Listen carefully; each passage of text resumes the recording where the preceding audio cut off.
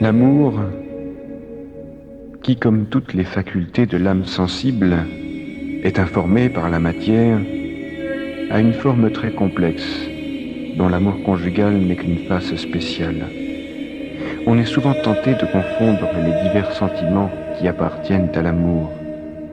Et ce qui favorise cette confusion, c'est que l'amitié et l'amour sont souvent simultanés.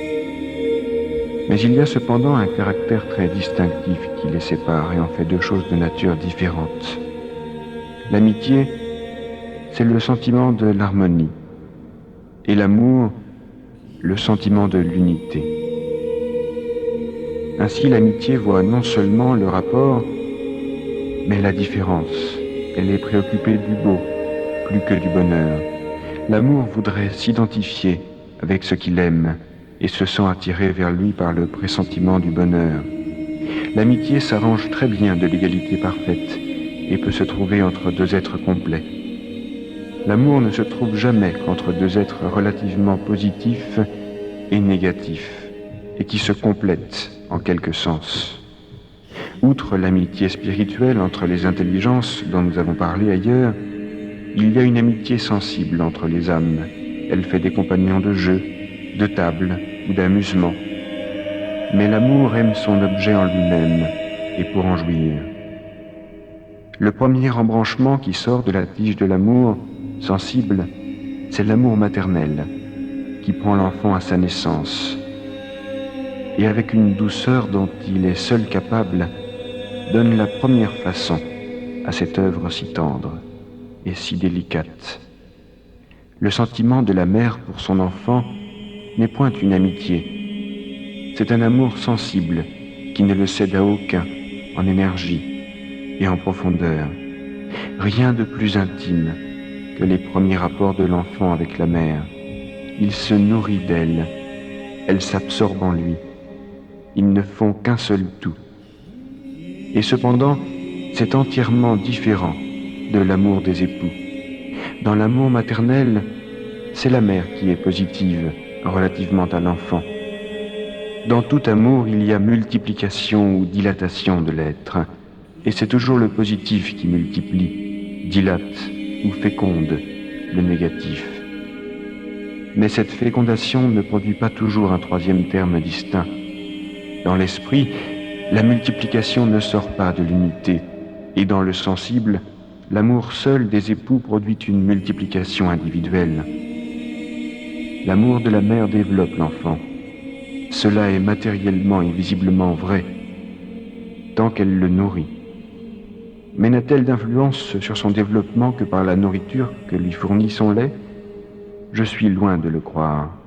Certes, les tendres embrassements d'une mère ne sont point de purs mouvements sans résultat. Il se fait par eux une continuelle émanation de la mère qui environne l'enfant comme une atmosphère bienfaisante où il puise la vie et le bien-être. On a peu réfléchi jusqu'à présent à l'existence de ce corps fluide dont nous avons parlé. Organisation parfaite renfermée dans une plus grossière, comme le fruit dans son écorce. Cependant, ce corps fluide prend à nos actions une part bien plus fréquente et bien plus grande que nous ne le pensons. Il est des faits dont lui seul peut rendre raison, et sans lui un très grand nombre de rapports entre les hommes serait inexplicable. Qui expliquera par exemple la fascination du regard ? Dira-t-on qu'elle est l'œuvre de l'intelligence et de la volonté ? Pourquoi alors ne l'éprouve-t-on qu'en présence du corps ? Et d'un autre côté, comment pourra-t-on l'attribuer au corps puisque le corps ne touche en aucune manière ? Il faut donc qu'il y ait un agent qui soit en même temps invisible et impalpable et en même temps sujet à l'espace, c'est-à-dire matériel. Le corps fluide répond à toutes ces conditions. Pourquoi encore ce pressentiment qui vous glace quelquefois involontairement à l'approche d'un homme qui a sur vous de sinistres desseins ? Pourquoi ce frisson de plaisir que fait éprouver la proximité de quelqu'un qu'on aime vivement ? Il y aurait 1000 questions à faire, toutes insolubles, sans le corps fluide. Le corps fluide de l'enfant a besoin de grandir aussi. C'est son embonpoint, si l'on peut parler ainsi, qui fait toute la supériorité d'une volonté animale sur une autre. Et nul doute que les émanations de la mère qui aime ne provoquent puissamment son accroissement. Dans les premiers temps, l'enfant est à peine distinct de sa mère, il a toute sa vie en elle, il semble une fleur sur sa plante, mais à mesure qu'il grandit, il se détache d'elle et s'individualise. Il tombe alors sous une autre influence plus puissante et plus énergique, qui est pour lui comme une atmosphère plus active, comme une nourriture plus forte. Après l'amour de la mère, vient l'amour du père, à qui la nature a confié le soin de continuer et d'achever l'œuvre commencée. La mère a formé l'enfant, le père doit former l'homme. Cette œuvre importante se divise en deux branches principales. Il faut élever l'esprit jusqu'à la science et former le cœur à la vertu. Ce sont là les deux branches de l'enseignement, qui sont l'instruction et l'éducation. Nous sommes en présence de la plus noble fonction des parents, car la noblesse d'une fonction dépend de la perfection de l'œuvre. Or, si l'amour conjugal donne naissance à l'enfant, c'est l'amour maternel et paternel qui élève cet enfant à la perfection. C'est par eux que la révélation divine et ses conséquences se perpétuent dans le monde, et avec elles la sainteté et le progrès. Mais il y a dans l'enseignement deux côtés à considérer. Le côté spirituel par lequel les hommes imitent la fonction des anges, celui-là n'est pas de notre sujet. Et le côté sensible, c'est celui qu'il nous faut examiner. Quelle part a le sensible dans l'instruction et l'éducation? Elle est plus grande qu'on ne pense. Et d'abord, rien ne paraît plus exclusivement intellectuel que l'instruction, qui est la transmission de la science, de la pensée de l'homme et même du Verbe éternel qui se donne par la foi. Cependant, cette transmission exige des conditions matérielles. Nous ne pouvons posséder la pensée sans en imprimer les traces dans notre cerveau. Et le stylet avec lequel notre âme grave ses traces, c'est cette matière impondérable, ce corps fluide dont la puissance nous est si nécessaire, puisque c'est par son moyen que nous dominons notre propre corps.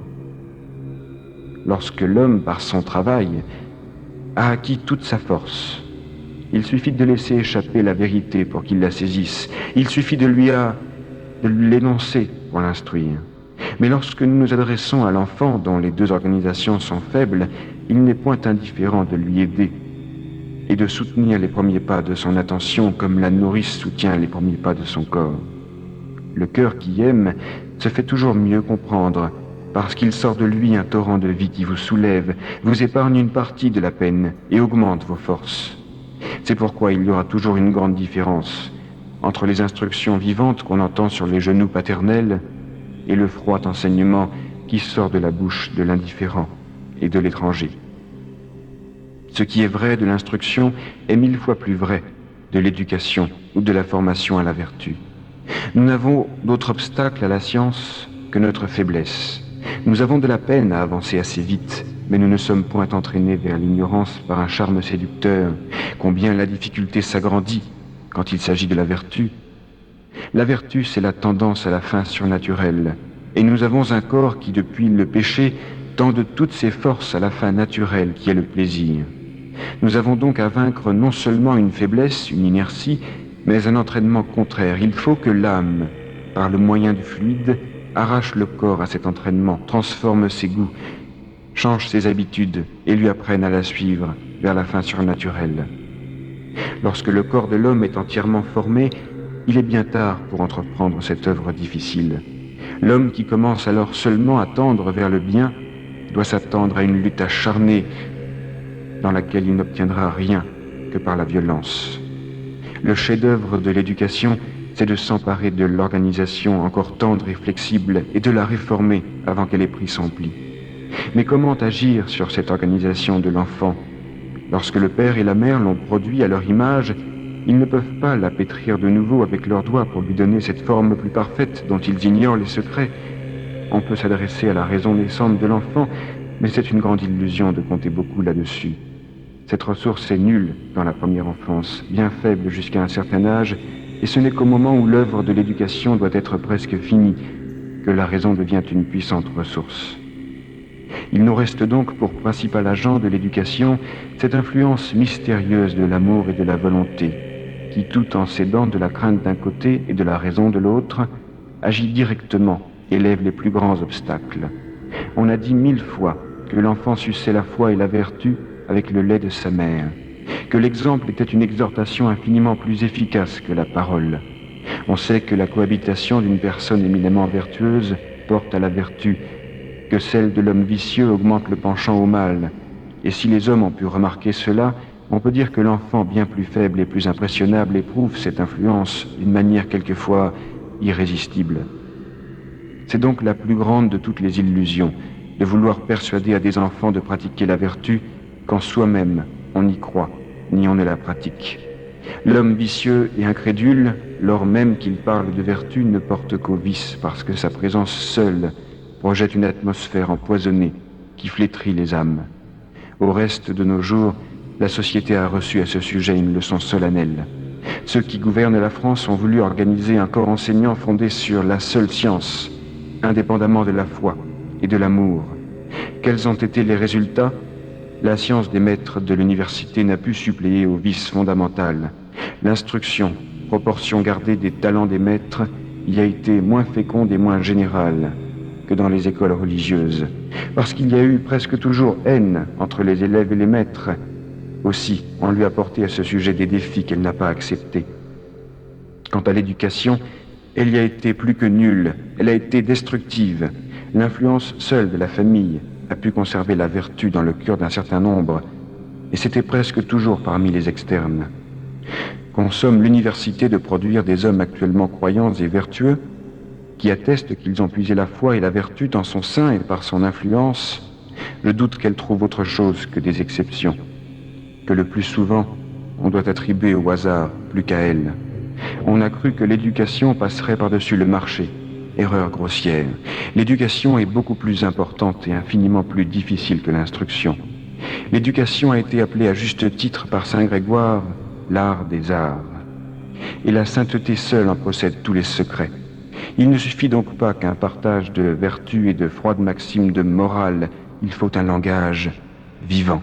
Il faut un zèle ardent, un zèle paternel ou apostolique. Il faut de plus que rien ne vienne contrarier cette opération délicate qui est le grand œuvre de l'ordre moral. Il faut que l'enfant vive tout entier dans une atmosphère de sainteté. L'université a-t-elle pourvu à tout cela ? Loin de là, l'incrédulité ou du moins l'indifférence y domine, l'amour y est rare et les hommes de foi en bien petit nombre.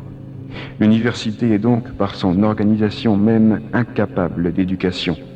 Le seul point où elle pourrait primer, sa vraie spécialité, serait de conserver le dépôt des hautes sciences et d'en communiquer le trésor aux hommes déjà formés et à l'intelligence desquels il suffit de parler. Quant au reste, jamais elle ne soutiendra la concurrence. On peut le lui prédire, et elle ne comptera ses combats que par ses défaites. L'université n'est qu'une intelligence. Elle n'a point de cœur. Eh bien, pères et mères, avez-vous compris ? Il faut donc vous le dire encore une fois, vos enfants sont méchants, frappez vos poitrines, car le plus souvent c'est votre faute. Qu'avez-vous fait pour vous-même de la foi et des mœurs ? Vous-même, vous ne croyez pas, vous n'aimez pas la vertu, et vous croyez que vos paroles la feront aimer. Mais ne voyez-vous pas qu'à mesure qu'il sort une parole de votre bouche qui dit oui, il en sort une autre plus puissante de votre cœur qui dit non ? C'est toujours celle-là que croira l'enfant. Sachez-le bien, c'est peu avec la bouche, mais beaucoup avec le cœur qu'on fait l'éducation. Faites-vous un cœur bon, et vous élèverez vos enfants dans le bien.